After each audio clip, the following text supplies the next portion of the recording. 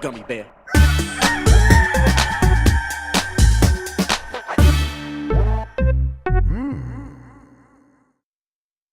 Hey everybody, welcome to Game Mess Mornings with me, Jeff Grubb, your host from GiantBomb.com. Thank you for tuning in. In this episode, we're going to be talking about reviews dropping for a new Game of the Year contender and how $400,000 doesn't get you what it used to. It's going to be a good one because we have Lex Luddy on the show. Lexi, how are you doing? $400,000 doesn't get you what you used to, but what about 400,000 euro, Grubb? That's going to get you, well, it's going to get you, well, kind of what, about 300,000. Yeah. Yeah, about 3 minutes. Yeah. And 3 minutes in heaven, maybe. Oh, yeah, man. With him? Come on, let's do it. I want to look at those sneakers up close. Lexi, how have you been? I'm not too bad. I have been very busy the last few weeks. I haven't been posting about it much, but for the last 6 months, I've been in the process of getting a new passport under the name Lex Luddy. Very good finger technique. Very good. Thank you.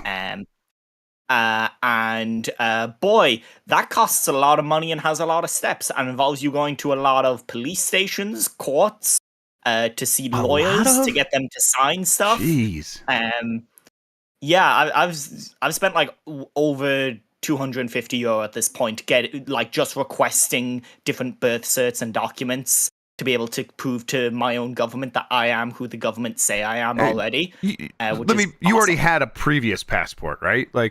Yes, so I had a previous passport. I'm trying to update my name to Lex Luddy, and I'm also trying to get a passport in that name. Right. And that's a process that is built to be long and painful. Yeah, I was good, because I could see you having to do all that if you had lost your passport or something. But you're just trying to update it. You're trying to get the information correct on there. That seems like it should be a lot easier than what you're dealing with. So, because my license expired, and you're not supposed to let that happen. So when that happened here, and I had moved states, it was this huge, arduous process. But it was all my fault because I waited too long. This one just sounds like deliberately obtuse just to be a pain in your ass. So sorry about that. That's fun. Yeah, that's fun. Yeah. Anyway, I'm in a pretty good mood. I'm playing some stuff at the moment. Hopefully be playing Donkey Kong by the end of the week. Yeah, Thursday night I'm gonna try to stay up and play it. Yeah, I'm really looking forward to it. We got the reviews, we'll get into that very soon, but boy, it sounds enticing. It sounds like a very good way to spend your video game time. In fact, you know what? Let's start getting into the show so we could talk about it. Let's explain ourselves. We're Giant Bomb. Go to giantbomb.com/join to support us. You could become a member there. That money goes directly to us and helps us make cool stuff. We are also, we have some goodies that we add on top of that. You get ad-free shows. You get access to our Q&A, things like that. We did a town hall a couple weeks ago, but we have some other stuff in the works that we'll get in there, kind of small bonuses here or there. If you want access to those going forward, go to giantbomb.com/join. As far as this show goes, most weekdays, I, Jeff Grubb, will help piece your gaming life back together. That includes breaking news and maybe even some of our own original reporting. For all these topics, I'll get the input of a bona fide expert who will make me look smart. If you are watching live on Twitch, welcome. You can always listen to the show later on podcast feeds by searching for Game Mess Mornings or find the RSS feed on giantbomb.com. You can also catch the show with chapters and timestamps later on YouTube. Hello, YouTube. Shout outs to Sean for getting that back on there. And now we can say that again. Thank you, Sean.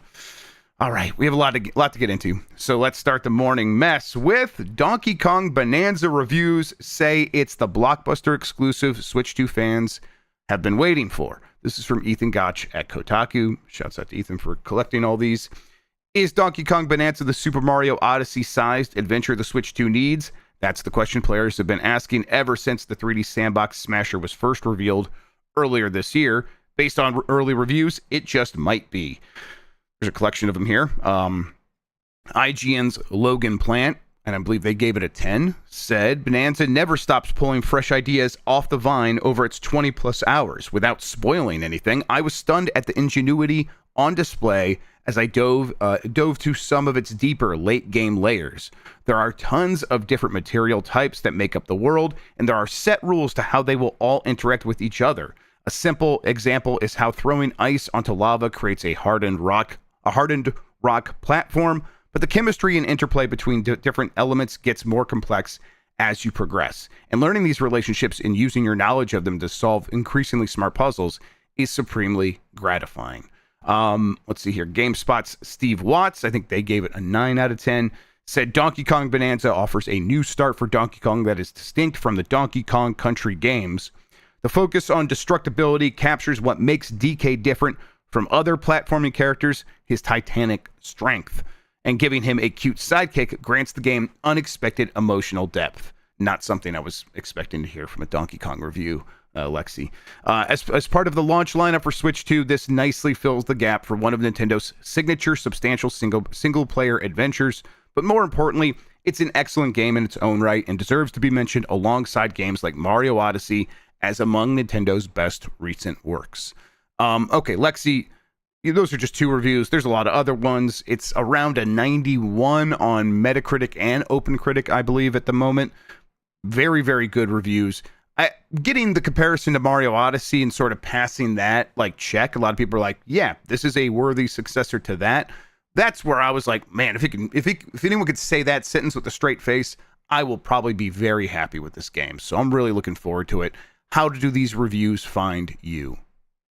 Grubb, I'm going to be really honest. I've been trying to listen to what you've said, but I had the official Nintendo store page open while I was looking at this. Of course, and for whatever reason, their carousel of games that are out now and stuff like that are very slightly stretched vertically. What? This is my. Oh wait! Oh no! On the Nintendo page. Yeah, if I just the Nintendo main page of their website, I don't know if I'm the only person who notices this, but they are just slightly stretched upwards to make them a little bit taller. And it's wigging me out. I mean this when I say it. I hope someone gets fired for this. I don't mean it. I'm joking. Oh no, that's way meaner than I meant it to sound.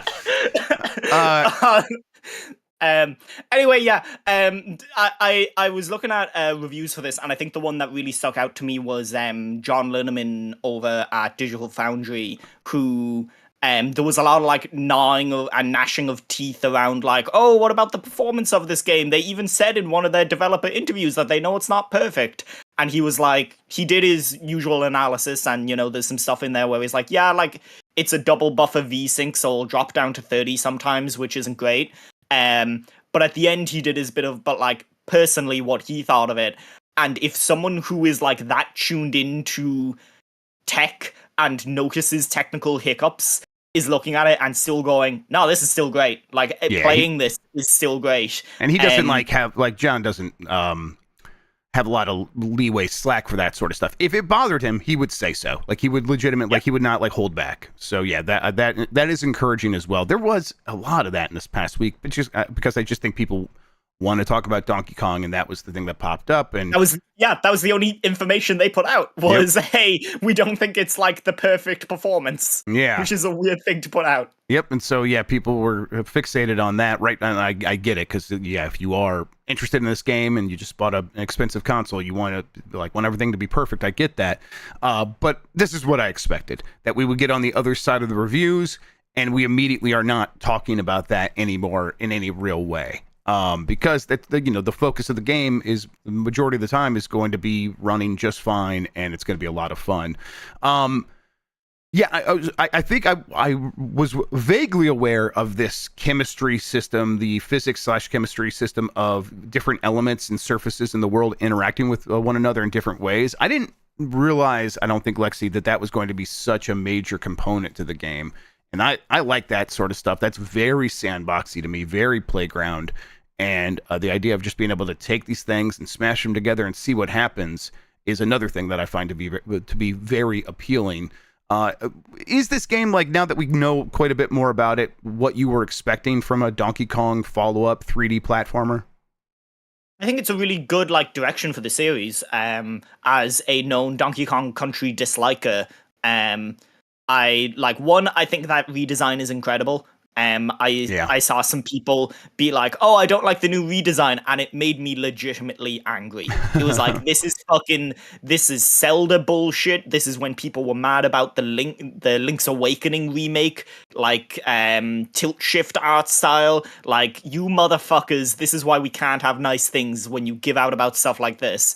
But I really like the look of New Donkey Kong, and yeah, I think that like as far as a 3D platformer goes, when you're playing as Donkey Kong, like, yeah, I think Mike said it on one of your podcasts, but like, at some point they just made a Wreck-It Ralph video game, which is very funny to me. That like it's turned into this Ouroboros snake eating its own tail of like Wreck-It Ralph was just Donkey Kong, and now Donkey Kong has kind of become what Wreck-It Ralph becomes in those movies. Or is depicted as in those movies, which is quite fun. Yeah, I mean, I think people downplay that a lot. That this idea that developers, especially in Japan, but developers anywhere, can be informed by the conversations they're having with other media. And I would not be surprised at all if there were a lot of fans of Wreck-It Ralph on that team that were just like, yeah, that's like, we're thinking about Donkey Kong, or that this is familiar, and that movie nailed it. They were right that is the focus of Donkey Kong. He's a big guy that can smash stuff, and we should focus on that. So, yeah, I think that it makes a lot of sense, and also it totally works for like what we're seeing from this game. It also makes sense for what that development team has been focused on for a while now, or at least one of the technological advancements they made with Super Mario Odyssey, where it's like, hey, we have this snow deformation tech, and you can punch the cheese and you can punch your way through it, and it breaks apart in a really satisfying way. We've done this, and we want to do more with that, and now Donkey Kong is the perfect fit for that sort of technology. So, yeah, just really raring to go with this one. A lot of other really positive reviews. The Verge, Ash Parrish said, Bananza is a dad game the same way The Last of Us is a dad game. Same world-trekking adventure with a big, strong... Okay. Okay. Okay, no, I'll hear Ash out. I know, right? I'm like, I think I'm on board with this. Let's see here. The same world-trekking adventure with a big, strong dude protecting a powerful little girl, but where The Last of Us makes you have big, sad feelings about all the people the game forces you to kill, Bananza presents you with a slight alternative. What if you could use your powers to fuck shit up and not be a dick about it? DK smiles often. People are happy to see him. That friendly rock I mentioned earlier, when you punch him or any NPC, it turns into a high five. All that destruction is welcome because it's helping restore the world. Cool take. I just need to see this for myself at this point. I'm glad it was not much of a wait from the Switch 2 launching to getting this game. That would have been pretty painful. A month was definitely something I could live with, and I'm really glad that we're here now. Any other thoughts about Donkey Kong before we move on, Lex? Not what you brought this up on Nintendogs yesterday, but you know, weird launch, weird run up to this thing. Yep. Preview cycle very locked down, review cycle very locked down. I continue to play the dance that I always play of sending emails that I know won't get read, as I'm sure many other journalists are familiar with at this point. Yeah. But yeah, it's a weird thing, and I hope that they loosen up. I really hope that they loosen up, because this isn't fun. This isn't a fun way to experience a game launch, of trying to figure out of who actually might get review codes and being stressed about that. And I think, like, ultimately you see it helps them when they do get universal praise to have more voices in there, like different perspectives saying that they like it. So yeah, I think that they would be well served to get out there and maybe, you know, offer more opportunities to different sized places. Because, like, yes, Nintendo's the biggest company in the world, but, like, what if they were speaking to groups that they aren't currently speaking to? I think that they could always improve in that sense. Yep, I think that they have been especially weird at the start of this generation, and it's not hurting them, so I don't expect them to turn away from it anytime too soon.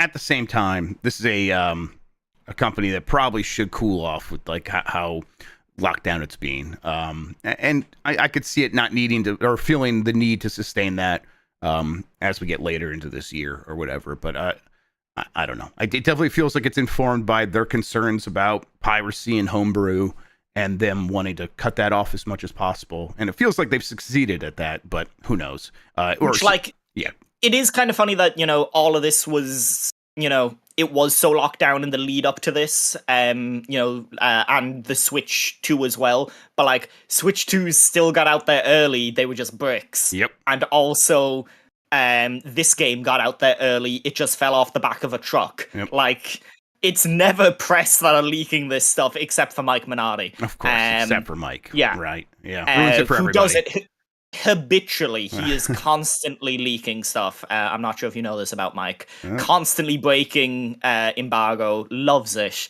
But do you think that, like, they have just gone to the point where they're like, for every single cat shine that Mike spoiled is in that game, we're gonna not issue a review code? Yeah, and that's like the number of cat shines that were in the game. That's the number of years that they're going to be punishing us all for his gross air.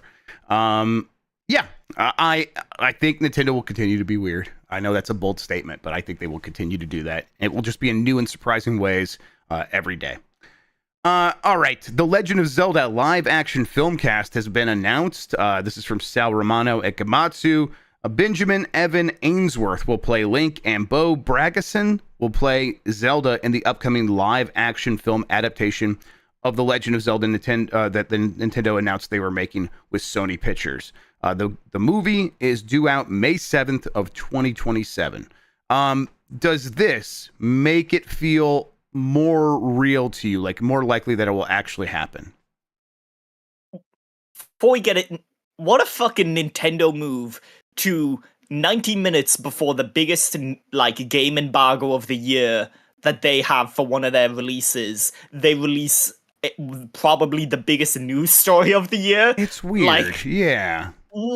Why would they do this the same day? Why would they do this at the same time? They're just, it's bizarre that they did this so close to their own review embargo.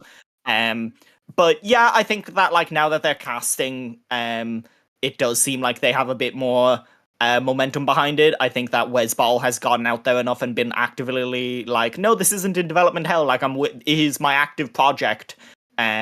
To at least have some bit of faith in it. There's a lot of directors who sign on to these adaptations and they're like, I'm working on it at some point once I finish these other movies that I'm actually doing right now.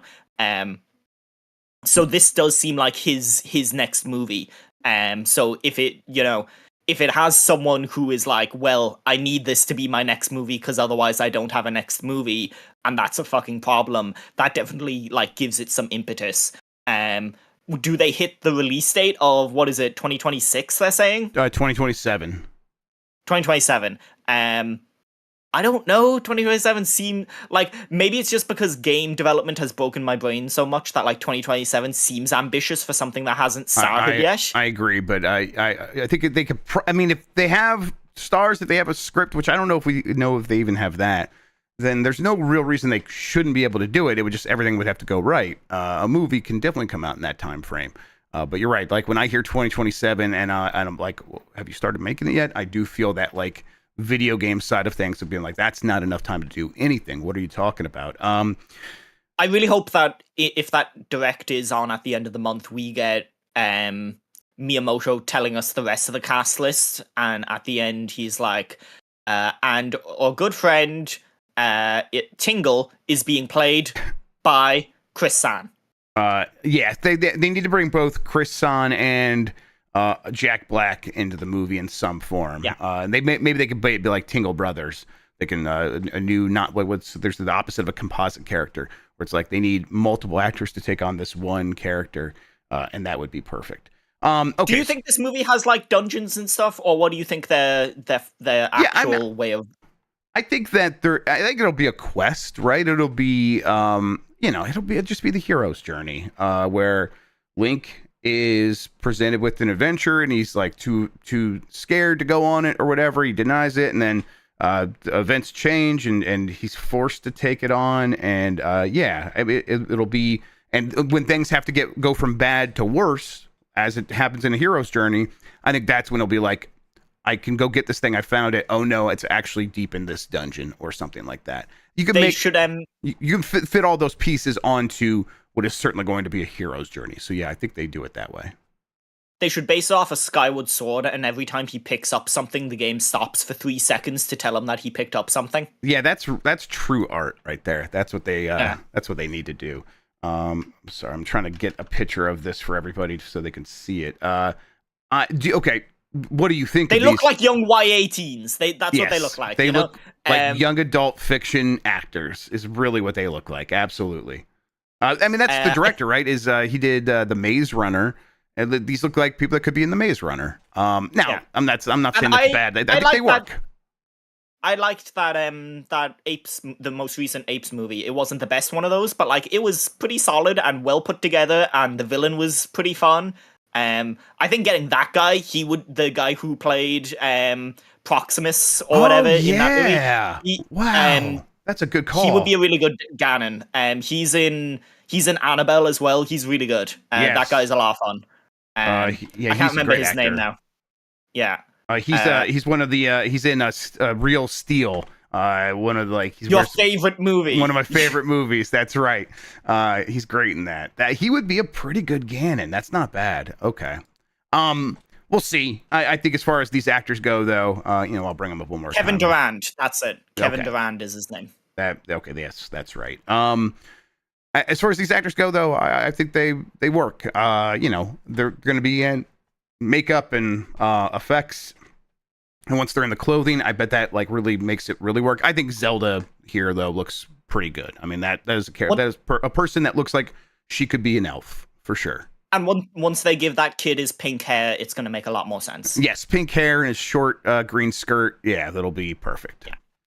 All right, let's see here. You know what? Let's take our break now. We're going to take a quick break. We'll come back. We'll come back with plenty of more headlines. If you're listening to the podcast version, you can miss out on these ads by going to Patreon. You can go to giantbomb.com/join, which is like Patreon in a way.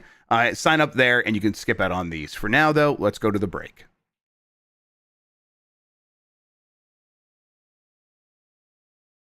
All right, we are back. Let's get into it. Nintendo's other Switch 2 exclusive gets a limited time demo. This is from John Walker at Kotaku. During April's big Switch 2 Direct, where the console was revealed in all its glory for the very first time, Nintendo showed off an in-house game that supported the new console's Joy-Con as mice feature, Drag and Drive, which I was calling it Drag X Drive because that's what it says. But Sean pointed out it's supposed to be like drag and drop because you're using both the mice, mices, and so it's like drag and dropping something, but drag and drive. Weird. A wheelchair-based basketball game that was a complete surprise, and things have been pretty quiet since then. But it's now been announced that this game, which is coming out in August, will get a limited time demo for Nintendo Switch Online subscribers.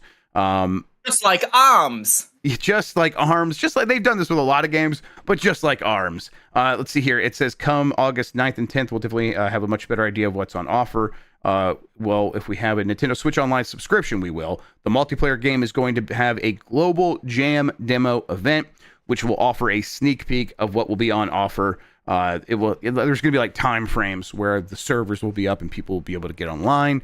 They do this with Splatoon and ARMS and other things. I will probably check this out at this point if I have the time, because I am just curious to see what the game feels like. Because I'm like, is this an idea that can support an entire game on itself? Now, it's a $20 game. They are not asking full price for this at all. But still, it feels like something that could... They are asking more than they asked for Welcome Tour, so bear that in mind. Yeah, twice the price of Welcome Tour. To me, this feels like the kind of thing that should have been in a more robust Welcome Tour package of like, here's a game where you play with both the mice at one time. Isn't that a cool gimmick? And then this becomes the surprise hit of that. And instead, having it stand on its own feels like it just doesn't stand much of a chance at all. But we'll see. I just used Stand about a game about people in wheelchairs, didn't I? Lexi, what are you doing? I bring you here to save me from myself, and I just can't count on. I can't count on anybody anymore to stop me. No, from I'm here to cancel you. I'm out. Oh, okay. I'm done. All right, there we go. Fantastic. Jeff Grubb is entering his problematic era. Entering.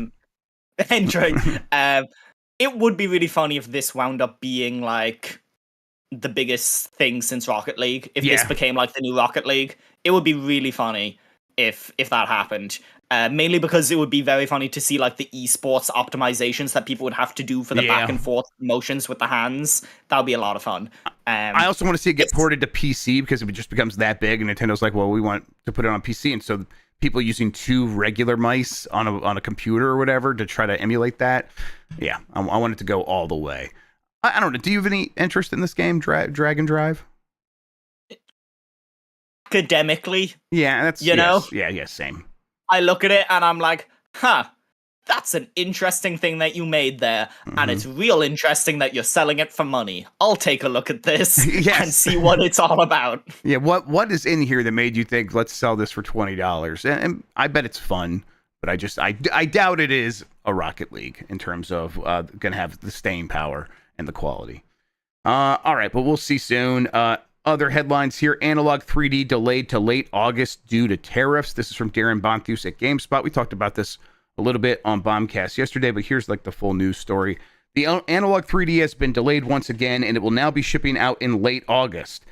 This is the one time where a delay doesn't feel at all like a delay to me, Lexi, because it's like, I never thought this thing was actually coming out in July. They talked about it a little bit at some point, but I never really thought that because they had been so quiet and weird, and the tariffs were a real problem. There was a bunch of other problems with logistics. And so hearing that it's coming in August is almost like, oh my God, that's so soon. I never thought that would happen. But yes, so this is the 3D from Analogue. It is the FPGA N64. All that really means is they are emulating the hardware on a chip. I guess that doesn't even matter to most people. It's an N64 what plays your cartridges. And it does so in a way that like looks like 4K on your screen and plays really nicely with modern HD TVs, and has a bunch of other features because they really tend to put a lot of extra work into this stuff as compared to something like a Mister, which does have a lot of community effort put into it, but you have to track that stuff down yourself and make it work on your own. Have they mentioned if this will have the same side loading capabilities that the Pocket does? Or is it just kind of expected? So it's not like going to be blatantly said that it will, because the Pocket has Open FPGA, which is their, and that's like, I think it's a trademark thing, Open FPGA. It's their own way of saying, we are opening this up to letting you put whatever cores you want on here so you can emulate other systems. The 3D is not going to have Open FPGA, I don't think. But, $250, it's pretty expensive, but it also compares pretty favorably to even the Pocket. So I think they're like, that's a separate product. We'll do this differently. I don't know. The tariff situation is not settled still. It kind of is back and forth with this guy. He has brought him up again recently, even though after that 90-day delay, everyone thought they would go away.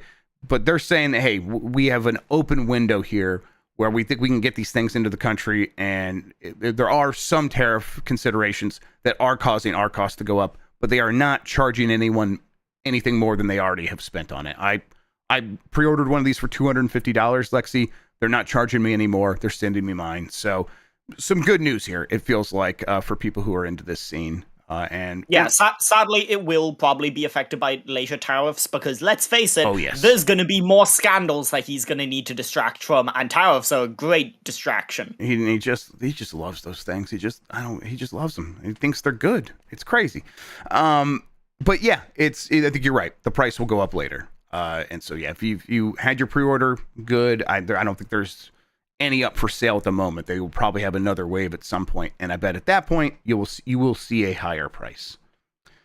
Ultimately, it's a machine that lets you play N64 games. So why would you want to buy it anyway? Exactly. They should be paying you to take it, right? Yeah, I think that's right, Lexi. King reportedly replacing 200 developers with AI. This is from Marcus Persson at Game Reactor.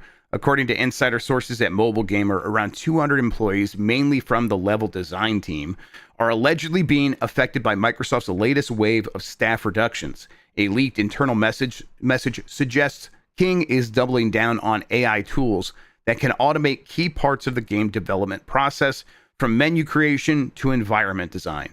This is reportedly part of Microsoft's broader strategy to cut costs, become more agile, and shift more human resources toward marketing rather than development. The AI tools are designed to speed up production timelines. That one bit is so grim. That bit is so fucking grim. We need the humans not to make the games, but to market them. That's what we need the humans for. We need everyone to be a salesman. We need, we're already turning everybody throughout the open market into salespeople, so that like when they become influencers, that's their whole job, is to sell stuff. And now we just want, really, that's worked great for us. We want to bring that internally, and we'll have machines make the games, and then you could tell people why that's awesome. Holy shit, that sucks. Marino mentioned it in chat, and I talked about this on Blue Sky a little while ago. Corporations fucking love agility. They love fast rolling. They're huge fans of fast rolling. They go for dex builds. They're, all about stamina and agility. That's all they care about. Just standing out there nude so they can roll fast. Yeah, without a doubt. Yeah. I think I would have expected to hear 200 people replaced in like those marketing jobs of, we're going to have them write press releases. Already a grim idea. But instead, the people designing the levels, the thing that makes the games fun, you're replacing that. I guess the idea here is we have one designer, and instead of like dictating a bunch of decisions to people, there's tools where when they make a decision, it just happens automatically. And I get the appeal of that, but let me tell you, that's a recipe for, I think, boring games. Because you want the person who's working on the job to implement the idea to be like, wait, I have an idea of my own, and I want to try this. And then that happens all the time. Of course that happens, of just spontaneity and serendipity of just discovering ways that the game could be better because you're in the shit. Having machines in the shit is just not going to lead to that sort of thing. And I think they've probably realized that, like, out of all of their games in their portfolio, Candy Crush is the one where nobody playing wants that, though. Like, nobody wants a new game mechanic in Candy Crush. And they're never going to get a new game mechanic again, because a large language model is just going to rehash old mechanics and old systems and combine those in ways that are not particularly interesting. Like, yeah, that's the grim reality of why they've made these cuts.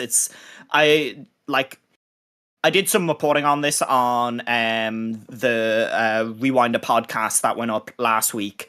These layoffs are like way bigger than people have been talking about. I think you mentioned it. You mentioned it a little bit, but I asked around in like the Europe region. Microsoft Europe was like heavily hit, and it was the kind of part of the company that would go out and make deals with third parties and support studios. And it's worth noting that, like, right now, Microsoft's two biggest games are Tony Hawk 3+4, which was developed at Iron Galaxy with support from Virtuos, and Elder Scrolls 4 Oblivion Remastered, which was also Virtuos Studios. So those are the kind of studios that are being hit. Those are the studios that are having their contracts disappear in front of them. And as part of that, they are having layoffs.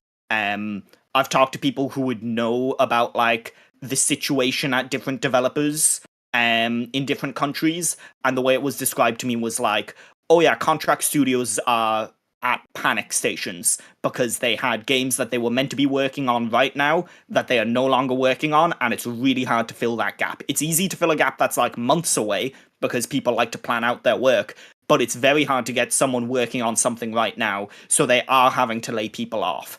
Because there's just nothing for them to do. And those numbers are going unreported. And it's across the globe, but like I heard it coming out of Europe, and it fucking sucks. This whole, like, again, it's something that has come up a bunch of like, what does Microsoft provide to the industry? At one point it would have been stability through money, but now it's instability through money. And money, and like you said, those decisions reverberate so much further than just Microsoft. It goes like, and those numbers they report, it's like those numbers could be 50% higher because of all the contract workers that are likely going to lose their jobs. I don't know. It's a problem. Like it is a problem. And really, what is the answer? Because regulators tried to step in and like stop the deal, but I mean, I don't think any of these companies standing on their own would have been like long for this world. It's just like, should one decision be able to have this much of a, hey, we're going to shake the stick and see how many people we can shake off that we have to support? And it turns out it was 10,000, 20,000 people over the last couple of years. What do you replace that with? There's nothing there to like slot in and be like, okay, Microsoft's not working. What's the next company up to take its place? There isn't anything. So it just feels like the industry is kind of hollow in a lot of ways, and people it's going to cave in, and that's what we're watching happen. JFan in chat just dropped a story or a Blue Sky thread from Gunther Andreas, who is a journalist, and I don't know his background. 300 people at Virtuous Studio, 7% of the workforce is apparently at risk of being let go across Asia, Europe, and the USA. And this is a team that you pointed out helped Tony Hawk. They were the primary developers in Oblivion Remastered. They are also doing Metal Gear Solid Delta. They've been working, like they've been putting stuff like big stuff out with like probably big paychecks, but they're probably looking down the line at what's coming, and that money has dried up. Yeah, and it's not even down the line. It is projects that overnight have just disappeared. It was stuff that was being worked on and is now like, well, we have 20 people, we have 50 people, we have 100 people who are working on this one game, and this game no longer exists, and what do we put them on? So yeah. All right. Yeah, that continues to be the state of that side of the industry. Meanwhile, when people try to get people to play new games that actually get made, Splitgate 2, for example, shelled out $400,000 for streamers. And it hasn't really worked long term. So this is from Alex Coe at Dual Shockers. Splitgate 2 said to have spent over $400,000 on influencers to promote the shooter. On LinkedIn, Steamforge co-founder Nick Lombardi published a report claiming 1047 Games spent a staggering $409,000 on influencers to promote the game.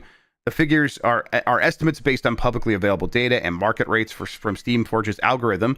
Per Lombardi's report, it mentions that 1047 Games spent an estimated, blah, blah, blah, the number again.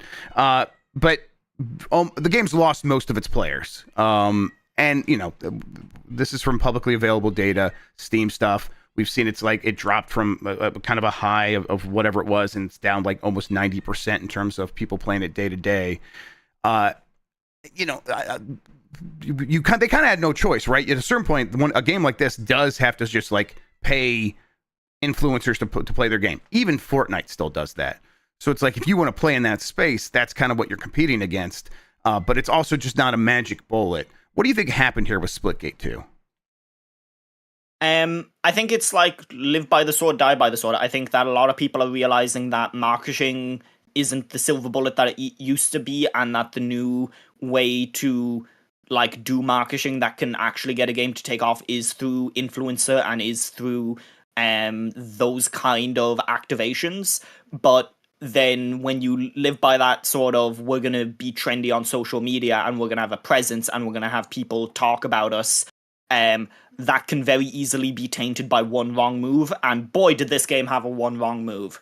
And it had a face to put that one wrong move to, and it had a hat. It had a fucking dreadful aura and shitty reputation to put along with it, and rancid vibes. And I think people were just like, actually, I'm okay. Like, even people who are on that side of the fucking spectrum, right? Ultimately, they will be like, actually, I'd rather a stable product than one that is constantly fighting. And like, not even like those people that like are kind of like what you're referencing there, bad faith people. Like, they like going in games where they can fight against the people they hate as well. Like, all their stuff is based on like working backward from, I want to get into those spaces because those are the real spaces, and I want to like bring my toxicity there. So it's like, just saying like, oh, this would be a game for those people. They don't want that. they and then they apologize. Yeah. And then they apologized. Yep. As if like, shut the fuck up, Friday wasn't like a thing. head to toe, like, ultimately, like, there are people working at that studio who I'm sure worked extremely hard. That game, you look at the community and the way that the community talks about it, they were never happy that it was a sequel that was being made and it wasn't updates. Yep. They felt that that first game was abandoned when it could have been something pretty good.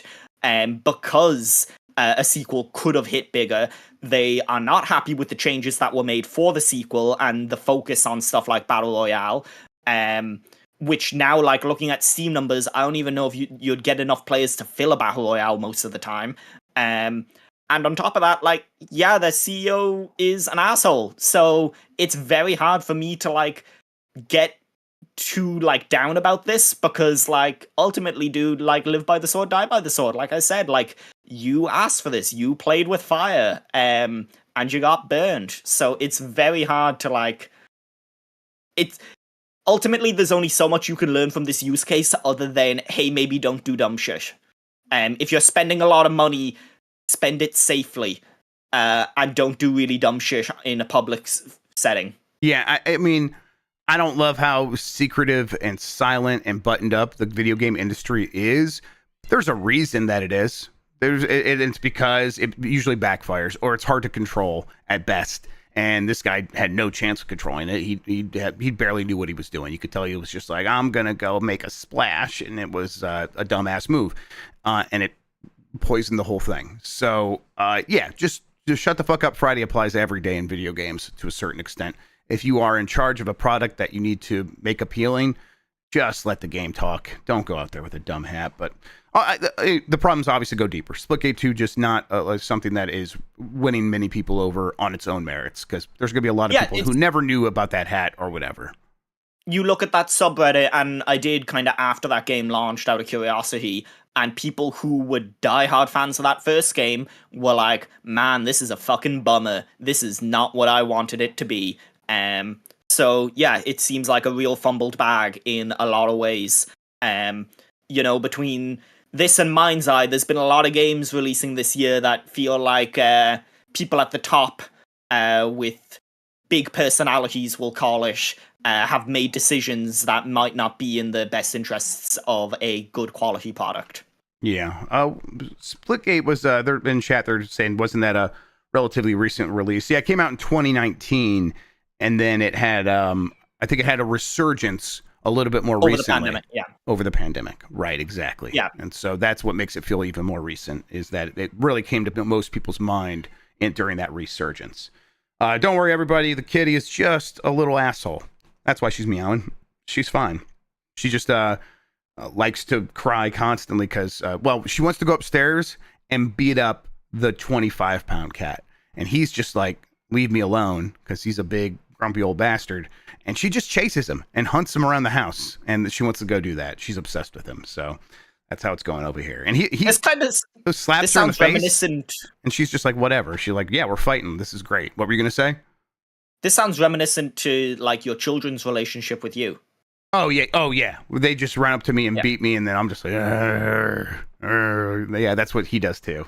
Maybe you're onto something. All right. Last couple of stories here. A report appearing at Gamescom Opening Night Live has gotten over 20% more expensive since last year. This is from Lex Luddy at Rewinder. Lex, you want to kind of recap this story here for us, or do you want me to read it? You can read it as I pull it up, just because I've forgotten what I've written. Gamescom Opening Night Live has quietly become one of the biggest live stream events on the gaming calendar after the demise of E3 almost a half-decade ago. While Xbox, Nintendo, and PlayStation still hold their own showcases with plenty of third-party games in them, many publishers have given up holding their own events, a la Ubisoft Connect or EA Play Live, as it has become clear it's hard to get eyes on a live stream even if you are one of the biggest publishers out there.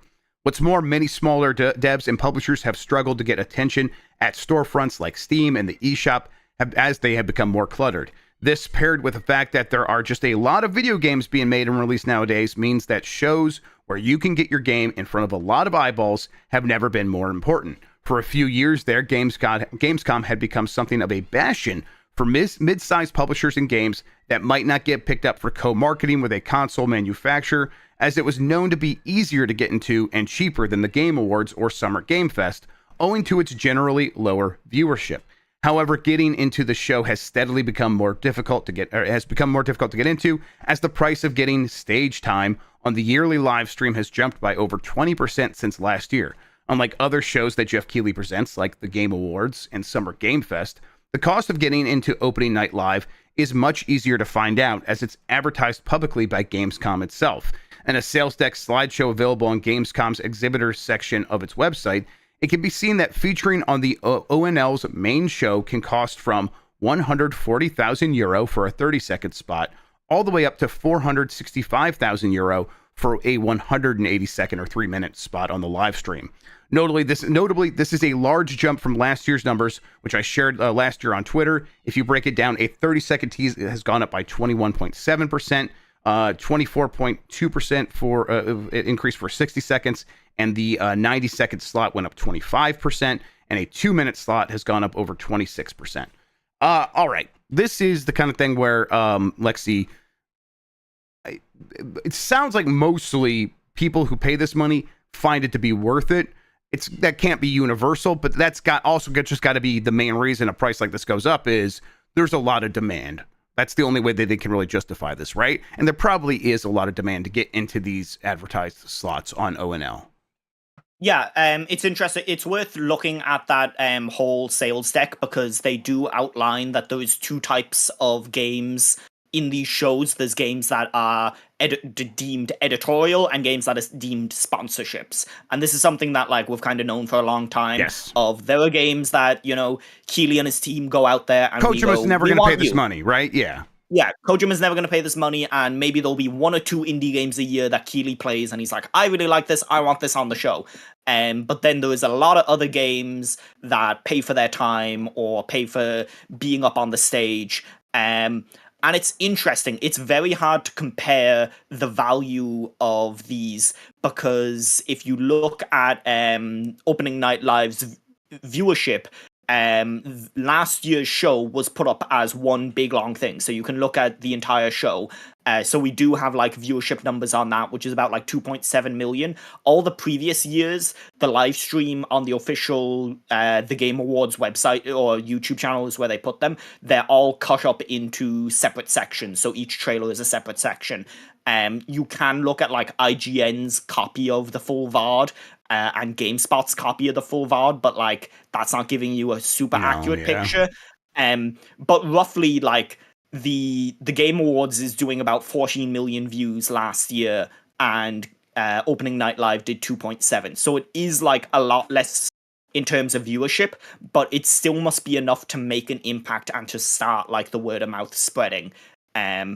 So it's interesting, less from the point of view of like, is it worth it? And more so like, oh, there's definitely a lot of devs and publishers who are priced out of this now. Yes. And it's going to become more and more acute. Yeah, I think you'll see less variety in the types of games and, where they're coming from. You're not going to see stuff from like mid-sized publishers for that much longer, because it's really hard to sell a 30-second trailer for a game. Like a 30-second spot, it is really hard to sell any game in 30 seconds. Yep. I think that, like what's the recourse here for those developers that have been priced out? I don't know. I mean, there are a lot of smaller shows now, ones that like, showcases for indie games or whatever the Future does their own with the Future Game Show, Wholesome Games, Day of the Devs, all those different things. Yeah, and some of those, like Day of the Devs, often gets attached to Summer Game Fest or something like that. So some of these make some sense, but there are enough, and I think there's a little bit of fatigue where people just aren't like tuning into all of these with expectations that it's going to be like the E3 of old. So yeah, there's not a lot of great places to go and take your game and be like, well, we can't afford to be in Keighley's thing, but maybe we can find somewhere else to go. And those slots, despite there being a lot, they're still limited, so it's hard to get into those as well. And the problem is, like, sometimes the shine also comes off. I remember tuning in live for the Green Game Showcase that was on the official Game Awards channel as part of, like, Summer Games Fest. And it was just AI trash everywhere. If you haven't watched that show, I've watched that whole thing. It's like a Jim and Derek skit. It feels like you are losing your mind. man, okay. It feels like between two ferns at some point. It is batshit. It is worth watching that whole thing. The final game that they showed was season 1 of The Walking Dead. Yeah, that was that one more thing. That I still saying it's still on sale. I need to see that because that's just such an insane thing to do in 2025. People didn't get your Jim and Derek reference. Jim and Derek is like when Tim and Eric would do like MTV summer shows or whatever. Like obviously just burned out weird like men that look like that are dressed like teenagers. That's the vibe that they went for at the Green Games thing. Yeah. Okay, it's weird it's weird that I get those references and chat doesn't. I never grew up with any of that shit, goddammit, chat. And it's weird to say grew up with it, but it was a long time ago now. God damn it. All right, let's move on. Last story here. Steam payment changes is causing a purge of adult games from the store. This is from Scott Baird at DualShockers. I know, I'm panicking. Recent changes to Steam have led to a mass removal of adult games, as titles in the store must now comply with standards set by banks and payment processors. This is the real reason I'm bringing up this story. Banks and payment processors have been putting themselves between you and your purchases when it comes to any sort of adult material for quite some time. This has affected people that work in sex work for a long time now, where it's like it's legal. The video sites have complied, and they're cool with it. The content rules, the privacy policies have all lined up. We should be able to make this work. And then the banks will go, well, I don't consent, so we're not going to take the money from the person that's trying to give you money for the work that you're doing. And now that's happening on Steam as well, where and if this sounds like, well, the banks have every right to do that, you should know that the banks are being constantly lobbied by Puritan groups to punish people for their sexual proclivities. And that's what this is. This is now a part of that. So Steam getting caught in the crosshair of the culture war a little bit. And I just don't need banks and the people that go to talk to banks making decisions for me. I think if people don't like this stuff on Steam, they have tools for blocking it and hiding it. Don't buy it and live your life. But don't cause a situation where people can't sell it because the banks say so. I find this very frustrating, Lexi. Yeah, this sucks. If you want like some really good lewd shit, just go look on Itch. There's some great queer art out there. That's real lewd. You should check that out. And yeah, Evie in chat mentions that it's also like an avenue to censor LGBT content, and that's been something that has been seen in cinema for the longest time. Of this is lewd and this is inappropriate, and no, it's just queer and you don't like it. So this fucking sucks, and like Steam probably won't stand up to it because last thing they want to do, like Steam is a very principled egalitarian company or will let anything on until there's money involved, and then they're like, actually we prefer money.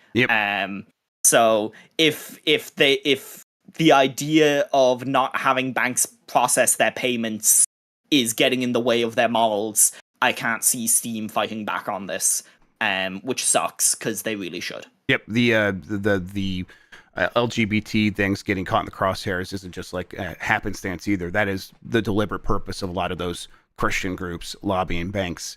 This is a way to police that stuff. We can cut off their money, and that will 100% happen here on Steam as well now because of this. Frustrating, I guess, doesn't even begin to describe it. I hate this sort of thing. I just don't think companies should have a say in what we're able to do and buy.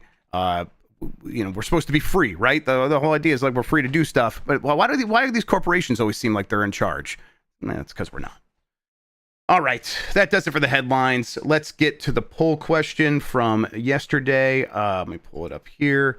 Are you getting Donkey Kong Bananza? I believe is the last one that we did. Yes. And now the reviews are out. You can still vote on this thing. This was from Monday.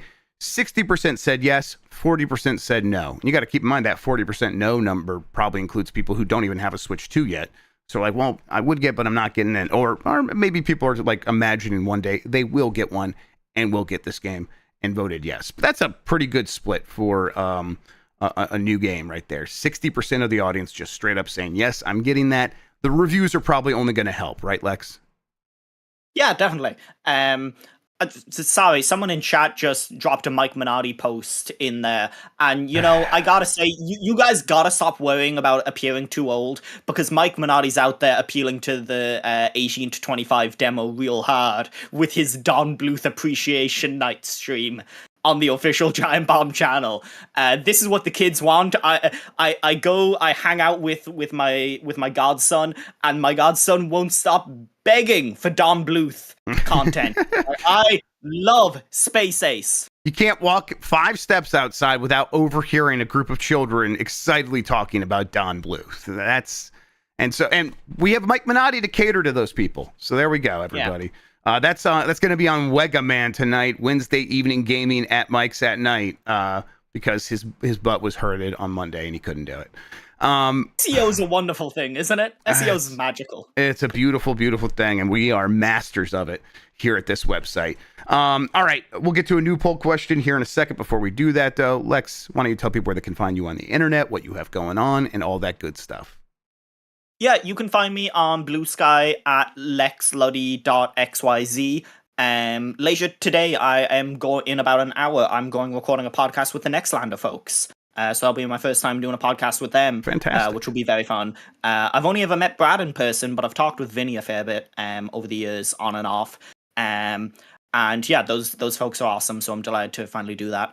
And you can check out my own work on rewinder.co.uk. We have a Patreon. We're putting up loads of cool and good stuff. You can check out more of the work that I kind of oversee over on startmenu.co.uk. That is a website for helping people break into the games media business. Things have been a little quiet recently just because there's been like a small lull in indie game releases. And so we are hopefully gonna get some more stuff up on there, but we have a bi-weekly podcast which I think is really good, and this week we will have Squidge Rugby on, who is a friend of mine and is a great rugby analyst and YouTuber, and also a big Nintendo fan. So if you've never checked him out, do check him out. He's a lovely guy, and yeah, everyone should start watching rugby. Chad's been spending the last minute or two trying to get your name to fit into Nextlander. They have settled on Lexlander, so there you go. Yeah, the takeover is on. Game Lex mornings and Lexlander. This is good, man. Two-timing us. New poll: yeah. Do you like the casting for the Zelda movie? Both are great. Link is great. Zelda is great. Or I don't like either. Those are your options. I guess be nice. They look like they're just kids, but you're allowed to have your opinion at the same time. So go ahead and vote on that. We'll get the results, and we will discuss it on Game Mess Mornings here on Giant Bomb tomorrow. Speaking of Giant Bomb, let's take a look at the calendar. We are going to do a Mycopunk stream here very soon. This is looks like a Borderlands, but I've heard good things about it. So I'm going to check that out with the crew here. We'll get streaming that here very soon. And then Blight Club returns at 2 p.m. Eastern. That would be 11 a.m. Pacific time. So tune in to see Pimp My Reichert. Dan is going to get dressed up, and we're going to get back into the action there, and we'll see. I have the feeling it's going to become a grind. Dan should have to dress like that for all the time that he plays Donkey Kong 2, because it gives off the same vibe. It does. Same general like feeling of a lot of swagger, which Dan pulls off excellently. All right. Donk my ride. Lexi, I think that's going to do it for us. I'm going to say thank you for joining me in here and talking about video games. I really appreciate it. Always a delight. Always fun. Thank you all for watching as well. If you are watching live, stick around. We'll be back with Mycopunk very soon. Otherwise, we'll catch you all later. You're the best audience in gaming. Until next time, have a good one. Take care of yourself, and goodbye.